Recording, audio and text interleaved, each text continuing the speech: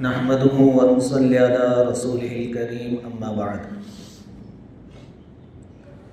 क़ाल अल्लाहु तबारक व तआला फ़िल क़ुरआनिल मजीद अऊज़ु बिल्लाहि मिनश शैतानिर रजीम बिस्मिल्लाहिर रहमानिर रहीम इक़्तरब लिन्नासि हिसाबुहुम वहुम फ़ी ग़फ़लतिन मुअरिदून। व क़ाल तबारक व तआला फ़ी मौज़िन आख़र इन्नस्समअ वल बसर वल फ़ुआद कुल्लु उलाइका कान अन्हु मस्ऊला। सदक़ल्लाहुल अज़ीम। वान इब्न उमर रज़ियल्लाहु तआला अन्हुमा अन्नहु समिअ रसूलल्लाहि सल्लल्लाहु अलैहि वसल्लम यक़ूल कुल्लुकुम राइन व मस्ऊलुन अन रइयतिहि फल इमामु राइन व हुवा मस्ऊलुन अन रइयतिहि वर्रजुलु फ़ी अहलिहि राइन व हुवा मस्ऊलुन अन रइयतिहि वल मरअतु फ़ी बैति ज़ौजिहा राइया व हिय मस्ऊलतुन अन रइयतिहा वल खादिमु फ़ी मालि सय्यिदिहि राइन व हुवा मस्ऊलुन अन रइयतिहि औ कमा क़ाल अलैहि सलातु वस्सलाम। बुजुर्गों और प्यारे भाइयों, अल्लाह तबारक व तआला ने हम सबको मुख्तसर सी ज़िंदगी अता फरमाई है। ये ज़िंदगी बहुत कीमती है। ये ज़िंदगी हमसे मेहनत, जिम्मेदारी और संजीदगी चाहती है।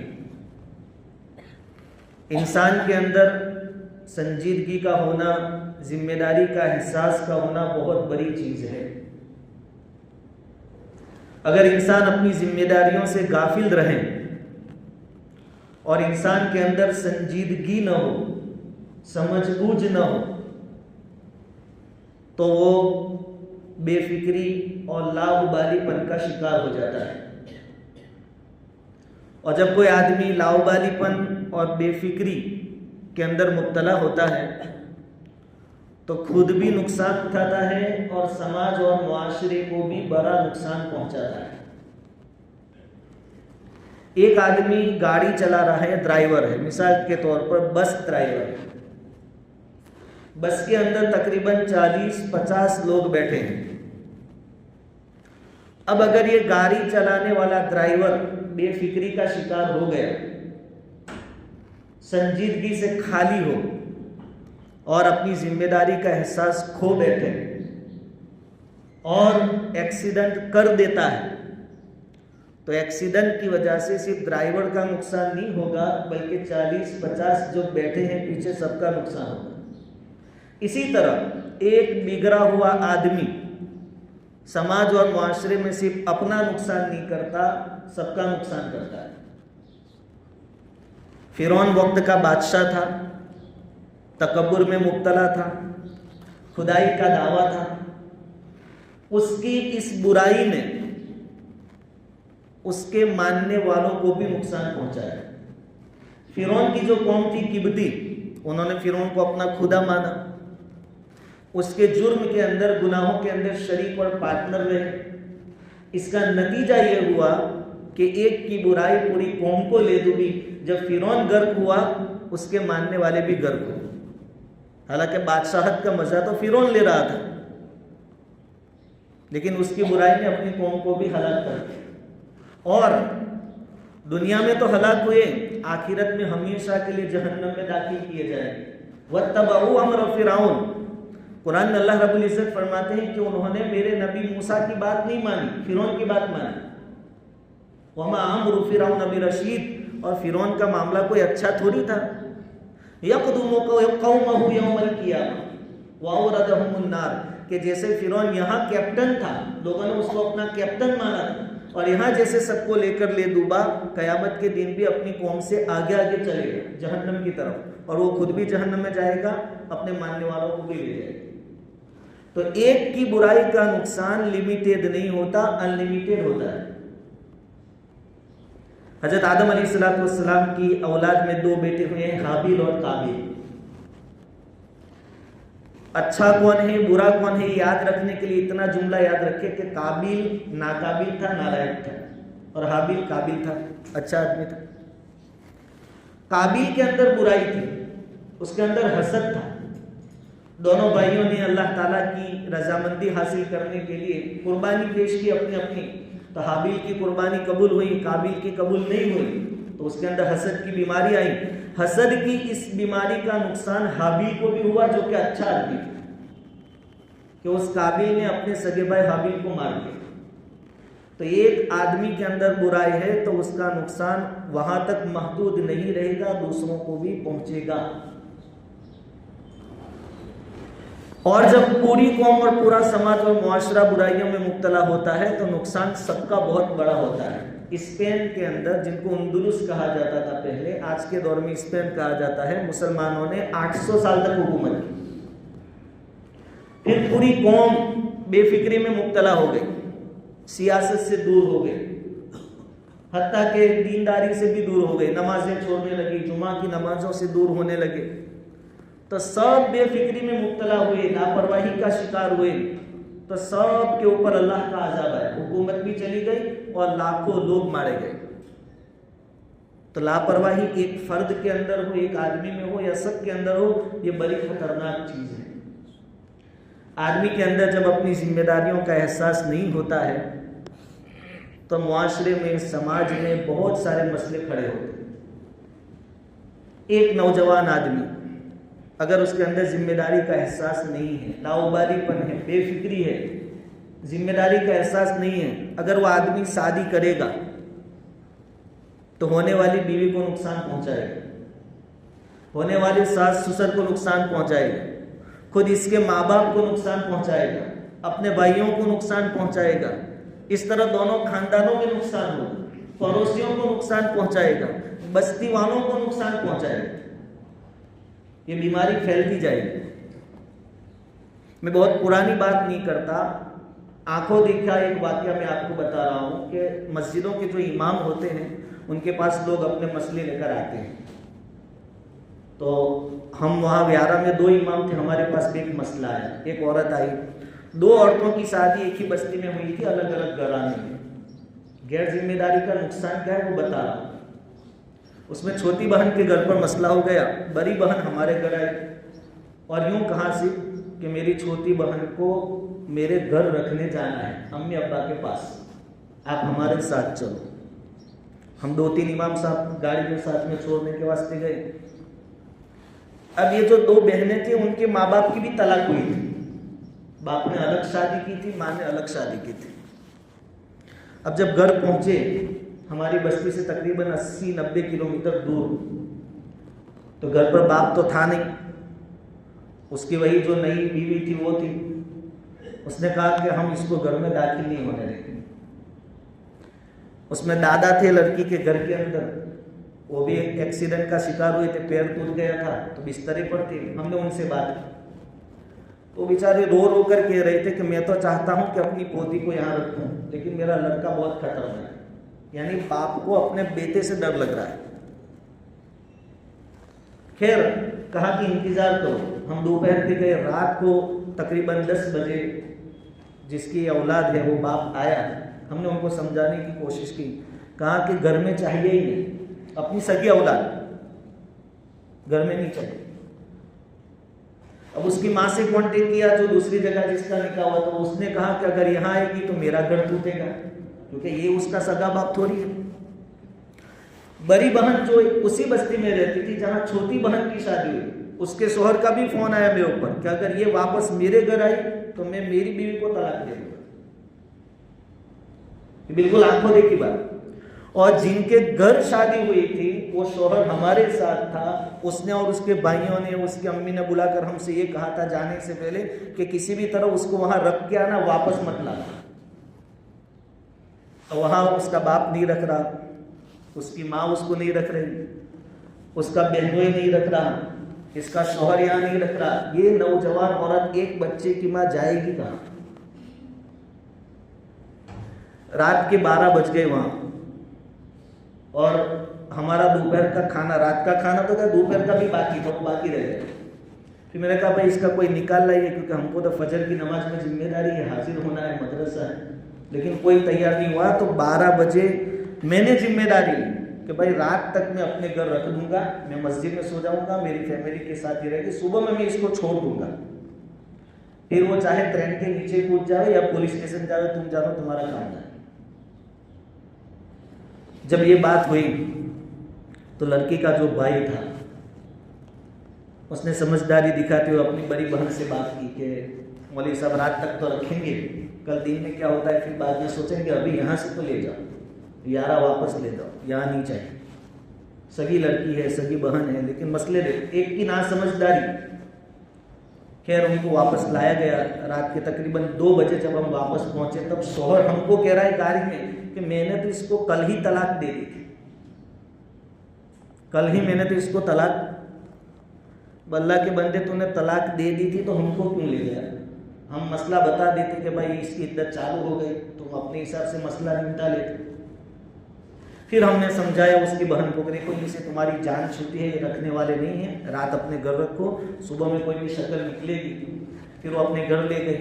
खैर फिर अल्लाह ताला ने तकदीर बदली, वक्त गुजर गया, उसकी माँ के घर पर लड़की ने इद्दत पूरी की। अब ये शोहर जहाँ दीनदारी नहीं होती, जिम्मेदारी का एहसास नहीं होता, अब वहाँ के चक्कर काट रहा है और वहाँ जाकर कह रहा है मैंने तलाक दी ही नहीं,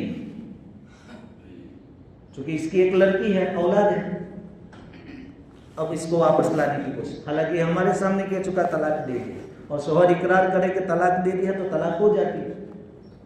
अगर ये उस वक्त समझदारी बताता, अपनी जिम्मेदारी का एहसास, ये समझता कि बेचारी के माँ बाप नहीं है, न होने के दर्जे में है, बाप अलग है माँ अलग है, या खुद लड़की ये समझती कि मेरे तो माँ बाप एक जगह नहीं है, मैं थोड़ा सब्र करके यहाँ रुक लेती हूँ, बर्दाश्त कर लेती हूँ, तो इतने सारे लोग परेशान न होते। तो एक आदमी की नासमझदारी, बेफिक्री, गैर जिम्मेदारी वाला रवैया दूसरे बहुत सारे लोगों को नुकसान पहुंचा सकता है। इसलिए शरीयत ने बहुत ताकीद की है कि बेफिक्री और नासमझदारी वाली जिंदगी शरीयत ने कभी कबूल नहीं की। गज़वे तबूक जब हुआ तो आम ऐलान हुआ कि हर एक को गज़वे में हाजिर होना है, हर एक को। कुछ मुनाफिकीन थे जो झूठे बहाने करके हुजूर से इजाजत लेकर अपने घरों में वापस आ गए, बहाने बनाए, कुरान ने इसको नकल किया।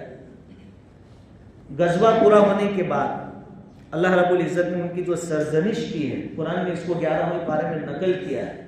या तदीरून इलैकुम इज़ा रजातुम इलैहिम, कि नबी जी जब आप वापस लौटोगे तो झूठे बहाने बनाएंगे। कुल ला तातज़िरू लन नुमिना लकुम, आप कह देना कि हमारे सामने बहाने मत बनाओ। कद नब्बाना अल्लाहु बिअख़बारिकुम, अल्लाह ने सब बता दिया कि तुम्हारा क्या है। फसयरल्लाहु अमलकुम व रसूलुहु, अल्लाह उसका रसूल तुम्हारे अमल को देखता है, आगे फैसला वो दोनों करेंगे। मुनाफिकों के साथ 3 सच्चे पक्के मुसलमान सहाबाए किराम भी थे और उनके दिलों में कोई खोट नहीं थी। गज़वे में शरीक होने के बारे में उन्होंने कोई झूठा बहाना बयान नहीं किया, सिर्फ उन्होंने ये सोचा कि हमारे पास सवारी का इंतजाम है, ये लश्कर रवाना होगा, 1-2 दिन के बाद हम निकलेंगे आराम से, आराम करके इत्मीनान से, तो हम लश्कर को पकड़ लेंगे और हम गज़वे में शरीक हो जाएंगे। 3 सहाबी, मुरारा बिन रबी, काब बिन मालिक और हिलाल बिन उमैया रिज़वानुल्लाहि तआला अलैहिम अजमईन, सिर्फ ये इरादा था कि हम पकड़ लेंगे। लेकिन हुआ ये बात आज कल पर टलती रही, लश्कर वहाँ पहुँच गया, अल्लाह ताला ने फतह अता फरमाई और यहाँ मदीना में ऐलान हो गया कि मुसलमान फातिहाना वापस आ गए। अब इन्होंने जो गफलत और सुस्ती बरती 3 सहाबाए किराम ने, अल्लाह रब्बुल इज़्ज़त ने इतनी ज़बरदस्त इनकी पकड़ की कि 50 दिनों तक उनका बायकाट किया गया, उनसे कोई ताल्लुक नहीं, सलाम करे तो सलाम का जवाब भी नहीं दिया जाता, बल्कि आखिर के 10 दिनों में तो उनकी बीवियों को भी उनसे दूर कर दिया गया। और कुरान ने नकल किया है कि उस वक्त उनके दिलों की हालत ये थी कि ज़मीन बावजूद कुशादा होने के उनको तंग मालूम हो रही थी। जब अपने सब रूठ जाए तो आदमी कहाँ जाएगा। 50 दिनों के बाद मुसलसल उनकी तौबा की, उन्होंने रोए धोए, बहुत माफ़ी मांगी, अल्लाह रब्बुल इज़्ज़त ने उनकी माफ़ी को कबूल किया, तौबा को कबूल किया। वअला सलासतिल लज़ीना खुलिफू, अल्लाह ताला ने इसको बयान फरमाया। तो थोड़ी सी गफलत, थोड़ी सी लापरवाही जिसकी वजह से शरीक नहीं हो सके, अल्लाह ताला ने उनकी पकड़ फरमाई। अब हम अपनी जिंदगियों को देखें तो थोड़ी सी नहीं, गफलत ही गफलत है हमारी जिंदगी। हमारे अंदर जिम्मेदारी का कोई एहसास ही नहीं है कि हम कौन हैं, किस मकसद से दुनिया में भेजे गए, हम जो अमाल कर रहे हैं उसका नतीजा क्या होगा। हमारे अंदर ये जिम्मेदारी का एहसास ही नहीं। बस सुबह होती है, शाम होती है, जिंदगी तमाम होती है, और न हम दीन में आगे हैं न दुनिया में आगे, न खुदा ही मिला, न विसाल सलम, न इधर के न है न उधर के हम। खास करके हमारा नौजवान तबका न दीन में है न दुनिया में, इल्ला माशाअल्लाह। नीचे बोर्ड लिखा गया है 10वीं और 12वीं में जो स्टूडेंट पास हुए, नंबर आया 6 की 6 लड़कियों के नाम है, एक भी लड़के का नाम नहीं। तो लड़के क्या कर रहे हैं? आईपीएल देख रहे हैं, खेल रहे हैं, जुआ खेल रहे हैं, इधर उधर ओतरों पर चौराहों पर बैठ रहे हैं और टाइम बिगाड़ रहे हैं। हमारी जिंदगी के अंदर लाउबालीपन और बेफिक्री इतनी है कि हमारे पास कोई प्लानिंग ही नहीं है। मुस्तकबिल भविष्य के बारे में हमारी कोई प्लानिंग नहीं है। बस वक्त पर खाना मिल गया, बहुत हो गया, आगे की कोई प्लानिंग हमारे पास नहीं। यहाँ तक कि जो इस बच्चे स्कूल जाते हैं, 10वीं पढ़ रहे हैं, उनसे पूछेंगे कि 10वीं के बाद क्या करोगे, तो पहला जवाब ये होता है कि पहले 10वीं पास तो हो जाए, उसके बाद सोचेंगे। उनको खुद को इतना कॉन्फिडेंस नहीं होता कि हम पास होंगे और आगे ये करेंगे। हमारे मुकाबले में गैरों के जो बच्चे हैं, बचपन से उनका एक टारगेट होता है कि मुझे डॉक्टर बनना है, इंजीनियर बनना है, बैंक मैनेजर बनना है, पायलट बनना है, और इस लाइन से उनके घरों में उनकी तरबियत होती है। हमारे पास तो प्लानिंग ही नहीं है। 12वीं के बाद क्या करोगे, तो पहले दुआ करो 12वीं में हम पास हो जाओ, उसके बाद आगे सोचेंगे कि क्या करना है। ये हमारा है। और दीनी लाइन में तो बिल्कुल हम सब चौपट हैं, नमाजों में पीछे हैं, इबादतों में पीछे हैं, और थोड़ी बहुत नमाजें पढ़ लेना और थोड़ी बहुत इबादत कर लेना ये काफ़ी नहीं है। हजरत अली रज़ी अल्लाह ताला अन्हु को जिस आदमी ने शहीद किया उसका नाम है इब्ने मुलजिम, जिसने हजरत अली रज़ी अल्लाह ताला अन्हु को शहीद कर दिया। जब उसने शहीद किया तो लोग बहुत गुस्से में आ गए, उसको पकड़ लिया, और हजरत अली रज़ी अल्लाह ताला अन्हु के जो चाहक थे, मानने वाले थे, उन्होंने कहा इसकी ज़ुबान काट लो, ज़ुबान। तो इब्ने मुलजिम ने कहा कि नहीं, ज़ुबान मत काटना, मुझे मार दो, लेकिन ज़ुबान आखिर तक मेरी बाकी रहनी चाहिए। क्यों? कहा कि मैं ये चाहता हूँ कि मेरा दम निकले तब भी मेरी ज़ुबान पर अल्लाह का जिक्र जारी हो, अल्लाह का जिक्र जारी हो। लेकिन उसका कारनामा क्या था कि खलीफा राशिद हजरत अली को उसने शहीद किया। थोड़ी बहुत इबादतें हमारे पास है, लेकिन बुरे कारनामे उससे कहीं ज्यादा है। हजरत अली को शहीद किया और यहाँ जुबान पर जिक्र जारी है। यही हाल हमारा है। तो एक आदमी गैर जिम्मेदारी और लापरवाही का शिकार होगा तो वो सब के लिए दर्द सर बनेगा। इसलिए शरीयत ने, नबी करीम सल्लल्लाहु अलैहि वसल्लम ने, जैसा कि मैंने शुरू में हदीस पढ़ी, बयान फरमाया कुल्लुकुम राइन। हुज़ूर फरमाते हैं कि सुनो, तुम में से हर एक आदमी जिम्मेदार है, जिम्मेदार है। वह मसऊलुन अन रइयतिही, और जिसकी जिम्मेदारी उसको दी गई है उसके बारे में उससे पूछा जाएगा कि तुमने अपनी जिम्मेदारी कितनी अदा की। हुज़ूर ने फरमाया, बुखारी शरीफ की रिवायत है, फल इमाम राइन वह हुआ मसऊलुन अन रइयतिही। कौम का जो इमाम है वो भी जिम्मेदार है, निगरान है। उसके पीछे जो नमाजी है, पीछे चलने वाले जितने लोग हैं, उसके बारे में इमाम से पूछा जाएगा। इसलिए कभी इमाम साहब तुमसे कहे कि तुम्हारी नमाज सही नहीं है तो इमाम साहब पर नाराज नहीं होने का, वो अपनी जिम्मेदारी की वजह से पूछते हैं। इसी तरह हुजूर ने फरमाया, वर रजुलु फी अहलिही राइन, आदमी अपने घर वालों में निगहबान है। वह हुआ मसऊलुन अन रइयतिही, उससे अपने मातहतों के बारे में क़यामत के दिन सवाल होगा कि बीवी बच्चों के बारे में तुमने उनके क्या हुकूक अदा किए, उनकी कितनी फ़िक्र की, तुमने दुनियावी लाइन की कितनी फ़िक्र की, उखरवी लाइन की कितनी फ़िक्र। वल मरअतु राइयतुन, हुजूर फरमाते कि औरत भी जिम्मेदार है, अपने शौहर के घर की जिम्मेदार है, उसके माल की जिम्मेदार, वही है मसऊलतुन अन रइयतिही। और हुजूर ने यहाँ तक फरमाया, वल खादिमु फी माली सय्यदिही राइन, अगर कोई खादिम नौकर है, गुलाम है, वो अपने आका के माल का जिम्मेदार है, उससे उसके बारे में पूछा जाएगा। और आखिर में फरमाया, फकुल्लुकुम राइन, तुम में से हर जिम्मेदार है। वकुल्लुकुम मसऊलुन अन रइयतिही, और हर एक से अपनी जिम्मेदारी के बारे में पूछा जाएगा। इसलिए खासकर नौजवानों से और तमाम से गुजारिश है कि अपनी जिम्मेदारियों का एहसास पैदा करें। हमारा जो मिशन है, दुनिया में भेजे जाने का जो मकसद है, उसको आगे रखें, उसको सामने रखकर ज़िंदगी गुजारें। ये लापरवाही, बेफिक्री और लावाबालीपन को छोड़ें। अल्लाह रब्बुल इज़्ज़त कही सुनी बातों पर अमल की तौफीक अता फरमाए।